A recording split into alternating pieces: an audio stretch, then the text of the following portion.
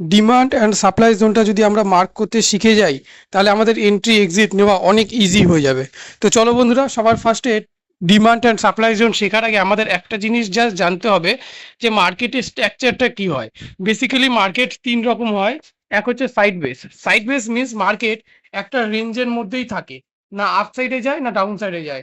Second আর একটা হয়, সেটা হচ্ছে up trend. Market higher high previous এই যে লোটাকে আর ব্রেক করতে পারে না, এই লোটাকে যখনই ব্রেক করতে পারে না আর হাইটাকে যখনই বারবার ব্রেক করে হায়ার হাই করে উপরে যায় তখন এটা হয়ে যায় আপ ট্রেন্ড।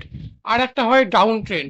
মার্কেট যখন প্রিভিয়াস লোকে ব্রেক করে দেয়, প্রিভিয়াস লোকে যখনই ব্রেক করে তখনই এটা হয়ে যায় ডাউন ট্রেন্ড।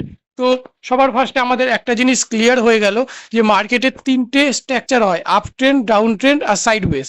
তো সাইড বেস যখনই মার্কেট থাকবে, একটা রেঞ্জের মধ্যে মার্কেট যখনই থাকবে তখনই আমাদের ট্রেডকে অ্যাভয়েড করতে হবে। আর চলে আসছি আমরা up trend and down trend. যখন মার্কেট আপ ট্রেন্ড থাকবে তখন আমরা কিভাবে সাপ্লাই অ্যান্ড ডিমান্ড জোনটা মার্ক করব। তো চলো বন্ধুরা, সবার আগে একটা এক্সাম্পল দিয়ে দেখে নিই। সবার আগে তুমি একটা সাপোর্ট জোন মার্ক করলে, ধরো এই একটা জোন ড্র করলে আর এই উপরে একটা জোন ড্র করলে।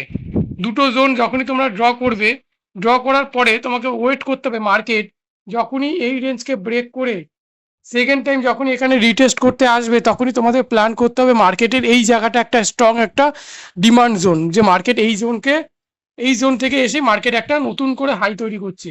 তার মানে এই জায়গাটায় তোমাকে ওয়েট করতে হবে মার্কেট কখন এই ডিমান্ড জোনে আসে। আর চলো বন্ধুরা, এবার আমরা চার্টে দেখে নেবো এটা কিভাবে কাজ করে। দেখো বন্ধুরা, এখানে আমি নিফটি ফিফটি চার্ট ওপেন করেছি। এটা আজকের দিনেরই নিফটি ফিফটি। আজকের ডেট যদি দেখো, আজকের 21 এপ্রিল, 21শে এপ্রিলেই এটা আমি চার্টটা ওপেন করেছি। তো দেখতে পাচ্ছ মার্কেটের স্ট্রাকচারটা দেখো। মার্কেট উপরে গেল, প্রিভিয়াস লোকে ব্রেক করতে পারলো না, হাইকে ব্রেক করলো, দেন আবার লোকে ব্রেক করতে পারলো না, হাই ব্রেক করে হায়ার হাই উপরে যাচ্ছে।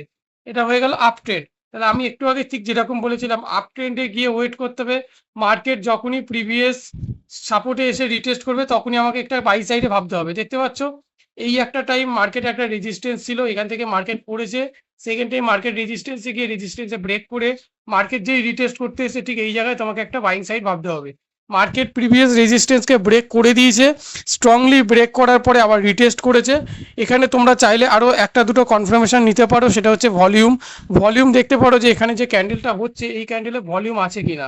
দেন তোমাদের একটা কনফার্মেশন হলো যে প্রিভিয়াস রেজিস্ট্যান্স ব্রেক করছে, মার্কেট হায়ার হাই ভাবে পুল ব্যাক করে উপরে উঠেছে, স্ট্রংলি ব্রেক করেছে, ব্রেক করার পরে রিটেস্ট করছে, রিটেস্ট করার পরেই যখনই এখানে ভলিউমটা দেখবে তোমরা এখানে একটা বাইং সাইড নিতে পারো। দেখতে পাচ্ছ এই জায়গায় বাইং নিলে এখান থেকে একটা বড় র্যালি করেছে, ঠিক এই জায়গা থেকে মার্কেট একটা বড় সাইড আপসাইড র্যালি দিয়েছে। তো এইভাবে ঠিক কাজ হয়। কমেন্ট করে বলো তোমাদের কোনো কোশ্চেন থাকলে, সেটা আমরা নিশ্চয়ই সলভ করবো। সেই পরের ভিডিওটা সেটা নিয়ে আসবে।